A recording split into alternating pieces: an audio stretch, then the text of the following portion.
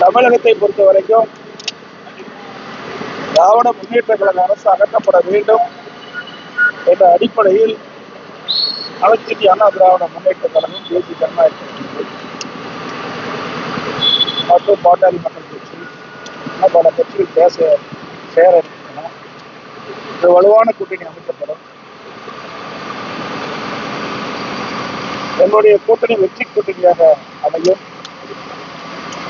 வரவேண்ட சட்டமன்ற தேர்தலில் திராவிட முன்னேற்ற கழகத்தை வீழ்த்தி என்னுடைய கூட்டணி அதிக இடங்களில் வெற்றி பெற்று ஆட்சி அமைக்க முடியும் நேரத்தில் தெரிவித்துள்ளது. அதோடு திரு ஸ்டாலின் அவர்கள் அண்மையில உறுதியளிக்கப்பட்ட ஓய்வு திட்டம் என்ற ஒரு அறிவிப்பை அறிவிச்சிருக்கிறார்.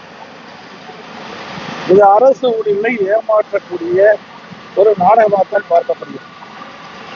ஏற்கனவே பழைய ஓய்வு திட்டத்தில் அரசுடைய பங்களிப்பு இல்லை. அவர்கள் பழைய ஓய்வு திட்டத்தை நடைமுறைப்படுத்த வேண்டும் என்று கோரிக்கை வைத்தார்கள். 2021 சட்டமன்ற பொதுத் தேர்தலின் போது திராவிட முன்னேற்ற கழக தேர்தல் அறிக்கையில திராவிட முன்னேற்ற கழகம் ஆட்சிக்கு வந்தால் பழைய ஓய்வு திட்டத்தை நிறைவேற்றப்படும் என்று அறிவிப்பை வெளியிட்டார். அதைத்தான் அவர் வலியுறுத்தி போராட்டம் நடத்தி இருக்கிறார்கள். அவர்கள் போராட்டத்தை கையில எடுத்தவுடன் திராவிட முன்னேற்ற கழக அரசு ஒரு நாடகத்தை இப்பொழுது அரங்கேற்றிருக்கிறது. புதிதாக உறுதியளிக்கப்பட்ட ஓய்வு திட்டம் என்ற ஒரு அறிவிப்பை வெளியிட்டு அரசு ஊழியர்களை இன்றைக்கு தினம் ஏமாற்றி இன்றைக்கு ஒருங்கிணைந்த பென்ஷன் திட்டம், மத்திய அரசு அறிவிக்கப்பட்ட திட்டம் யூபிஎஸ், அதே வடிவத்தில் தான் இப்பொழுது திராவிட முன்னேற்ற கழக அரசு அறிவிக்கப்பட்ட உறுதியளிக்கப்பட்ட ஓய்வு திட்டம். எந்த வேறுபாடுமே இல்லை. அதுல பேரை மட்டும்தான் மாத்தி வச்சிருக்கிறாங்க. மத்திய அரசு அறிவிக்கப்பட்ட பென்ஷன் திட்டம் பிரைஸ் இண்டெக்ஸ் இருக்குது, விலைவாசி புள்ளி.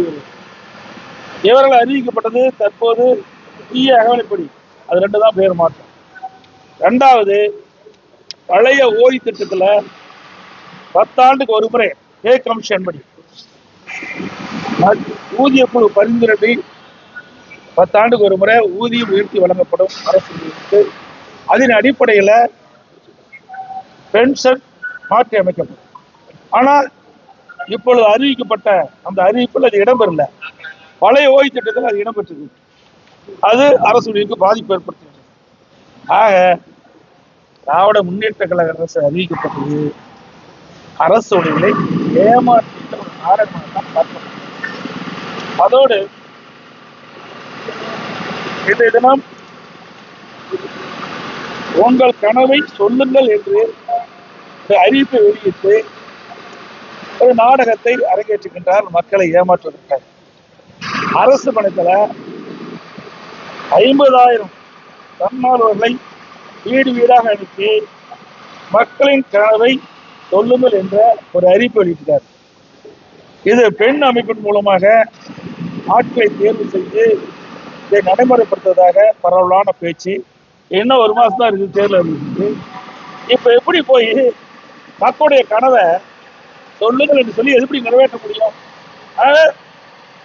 மாநிலவர் முதலமைச்சராக பொறுப்பேற்றது இன்று வரை பெயர் வைப்பதிலே வல்லவர். ஒரு பெயரை வைப்பாங்க, ஒரு நாடகத்தை அரங்கேற்றுவாங்க, போட்டோ ஷூட் போடுவாங்க, பத்திரிகைகள் விளம்பரம் வரும். அப்படிப்பட்ட ஒரு ஆட்சி தான் நடந்துருக்குது. அதோட நேற்றைய தினம் நான் வரும்போது நான் தொலைக்காட்சியில் பார்த்தேன், தமிழ்நாட்டின் வளர்ச்சி பயணத்தில் ஒருவரையும் பின்தங்க விட மாட்டேன்னு சொல்றாரு. ஏற்கனவே தமிழ்நாட்டில் இந்த ஆட்சி அமைந்த உடனே பெண்ணுக்கு தள்ளப்பட்டு விட்டது. சுமார் இந்த ஆட்சி முடிகின்ற பொழுது 5.5 லட்சம் கோடி கடல்ல விட்டுட்டோம். 73 ஆண்டு காலம் ஆட்சியிலே பல கட்சிகள் புரிந்த போது 2020 வரை 5,18,000 கோடியா தமிழ்நாட்டுடைய கடன் இருந்தது. இப்ப திராவிட முன்னேற்ற கழகம் ஆட்சி அமைந்த பிறகு 5 ஆண்டு நிறைவு செய்த போது சுமார் 5.5 லட்சம் கோடி கடன் இருக்குது. இது இந்த அரசாங்கத்தை மக்களுக்கு பின்னடைவு தானே ஏற்படும். இந்த ஆட்சி ஏற்பட்ட பிறகு போதை நடமாட்டம் அதிகரித்து விட்டது. எங்க பார்த்தாலும் கொலை, திருட்டு, பாலியல் கொடுமை, போக்சோஸ் வழக்கு அதிகமாக பதிவு செய்து சிறுமிகளுக்கு பாதுகாப்பு இல்லை, பெண்களுக்கு பாதுகாப்பு இல்லை. இன்றைக்கு தமிழ்நாடு பின்னோக்கி கொண்டிருக்கிறது இந்த ஆட்சியிலே.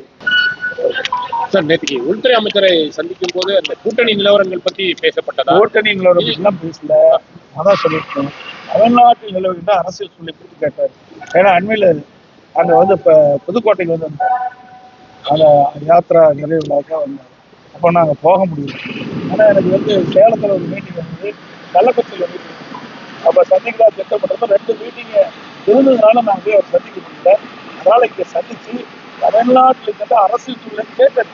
நேற்றுக்கு பாட்டாளி மக்கள் கட்சியை சேர்ந்த அன்புமணி ராமதாஸுடன் அந்த கூட்டணி முடிவடைந்தது, சீட் எல்லாம் முடிவடைந்தது. சீட் எவ்வளவு அப்படின்றத பின்னாடி சொல்றேன்னு சொன்னீங்க. வேறையும் கட்சிகள் வந்து இந்த கூட்டணியில வரும் அப்படின்னு நேற்றுக்கு நீங்க பேசுறதா சொல்லியிருக்கீங்க. எந்தெந்த கட்சிகளுடன் அது பேச்சுவார்த்தை வந்து வெளிப்படையா எதுவும் சொல்ல முடியாது. அதாவது நான் ஏற்கனவே சொன்ன மாதிரி இப்போ பாட்டாளி மக்கள் கட்சி என்னோட இணைஞ்சிட்டாங்க. அது மாதிரி இன்னும் சில கட்சிகள் என்னுடைய கூட்டணியில் வந்து சேரும். அப்போ நாங்க தெளிவா சொல்லுவோம்.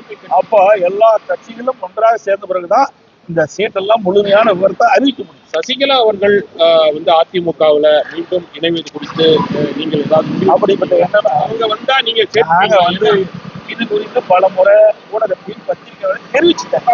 மீண்டும் மீண்டும் அதை கிளற வேண்டாம், அங்க இடம் கிடையாது. ஏன் போகல, அதெல்லாம் எங்க தனிப்பட்ட விவரம். நான் இல்லைன்னா அதோட விட்டுருங்க.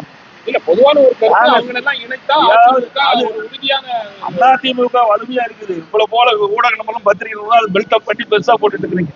அனைத்து இந்திய அண்ணா திராவிட முன்னேற்ற கழகம் வலிமையா இருக்கின்ற காரணத்தினால்தான் 2021 75 இடங்கள் நாங்க பெற்றோம். கூட்டணி வெறும் 2 லட்சம் ஓட்டுல, வெறும் 2 லட்சம் ஓட்டுல 43 தொகுதி இழந்துட்டோம். புரியுதுங்களா? பெரிய வித்தியாசம் இல்லை. எங்களுக்கு 3% வித்தியாசம். டிடிவி தினகரனுடைய கட்சி உங்களுடைய அதிமுக பாஜக கூட்டணியில வரும் அப்படின்னு அதுதான் நான் சொல்றேன்ல, ஏசியமா சொல்லுவதற்கு எதுவும் இல்லை.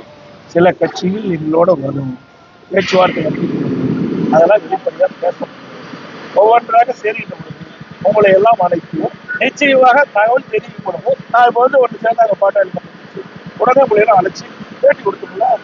ஓபிஎஸ் வந்தா ஓபிஎஸ் சேர்வதற்கு வாய்ப்பில்லை. பல முறை சொல்லி அவர் ஏற்கனவே சொல்லிட்டார். பாத்தீங்கன்னா எங்களுடைய முதலாக ஹோட்டல் ஐடிசி கிராண்ட் சோலா முதல்ல எனக்கு கூட்டணி பேச்சுவார்த்தை அங்கே நடந்தது. அப்பதான் மரியாதைக்குரிய உள்துறை அமைச்சரும் நானும் இணைந்து பேட்டி கொடுத்தோம். அப்பொழுதே சொல்லிட்டார், உள்கட்சி விவாதத்தில் தலையிட மாட்டேன்ட்டாரு. அதப்படி தொடர்ந்து அப்படித்தான். ஓபிஎஸ் சசிகலா அவர்கள் கட்சியில திருப்பி நீங்க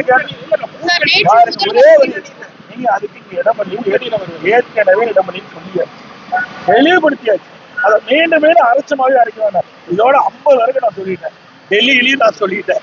நீங்க உங்களுக்கு விறுவிறுப்பான செய்தியோட பத்திரிகை வேணுங்கிறதுக்காக வேற எந்த கட்சி வருதுன்னு சொன்னா எங்களுக்கு செய்தியா இருக்கும் சார். அது எப்படி வெளிப்படையா சொல்ல முடியாது சார்.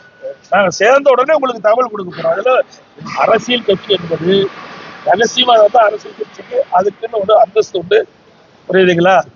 அது வந்து பேச்சுவார்த்தை நடந்து. பிரதமர் அல்லது உள்துறை அமைச்சர் தமிழ்நாட்டுக்கு வருவதை பத்தி ஏதாவது பேசப்பட்டதா? எப்ப வர்றாங்க? அதெல்லாம் நாங்க அறிவிப்போம். ஏன்னா முதல்ல அரசியல் சூழ்நிலை பற்றி பேசியிருக்கோம். இன்னைக்கு பாரத பிரதமர் மத்திய அமைச்சர்கள் வருகின்ற நிச்சயமாக ஊடகத்திற்கு தெரிவிக்கப்படும். அது பாரதிய ஜனதா கட்சியுடைய தலைவர்கள் தெரிவிப்பாங்க, நாமளும் தெரிவிப்போம். நேற்று முதல்வர் பேசுறப்ப தமிழ்நாட்டை வந்து தமிழகத்தில் உள்ளவர்கள் தான் ஆட்சி செய்யணும், டெல்லியில் இருக்கக்கூடிய ப்ராக்ஸி அரசு வந்து ஆளக்கூடாதுன்ற ஒரு கருத்தை முன்வச்சிருக்கிறாரு. அப்படித்தான் நானும் சொல்லிட்டு இருக்கிறோம். அவர் தெரிஞ்சு பேசுறாரா தெரியாம பேசுறா தெரியல. எங்க கூட்டணிக்கு யார் தலைமை சொல்லுங்க? யாருக்கு தலைமை? யாருக்கு தலைமை? அதிமுக தான் தலைமை. எங்க கூட்டணி பேச்சுவார்த்தை நடக்கின்ற பொழுது அனைத்து இந்திய அண்ணா திராவிட முன்னேற்ற கழக தலைமையில் தான் அதிமுக தான் ஆட்சி அமைக்கன்னு சொல்லியாச்சுல்ல. அப்புறம் அவரோட தான் காங்கிரஸோட சேர்ந்திருக்காரு. காங்கிரஸ் அவரும் எந்தெந்த காலத்துல திமுக இருக்கின்ற பொழுது அப்போ என்ன இந்திய எதிர்ப்பு போராட்டம் நடந்தது, எமர்ஜென்சி வந்தது, விசா சட்டம் வந்தது, அதெல்லாம் அரசு பண்ணாங்க அப்படின்னு ஒவ்வொரு முறையும் சொல்லிட்டு இருக்காரு. அது மட்டும் இல்ல, தலைவருடைய பிறந்தநாள் வருகின்ற நூற்றாண்டு உள்ள வருகின்ற பொழுது ஒரு கண்காட்சி நடத்துகின்ற பொழுது திரு ஸ்டாலின் அவர்கள் விசா சட்டத்துல சிறை இருக்கிற மாதிரி கேட்டாங்க. அப்படிப்பட்ட கட்சியில் தான் போய் கூட்டணி அமைச்சிருக்கிறாங்க. கூட்டணி என்பது அவ்வப்போது எல்லா கட்சியும் அமைச்சிட்டு இருக்குது.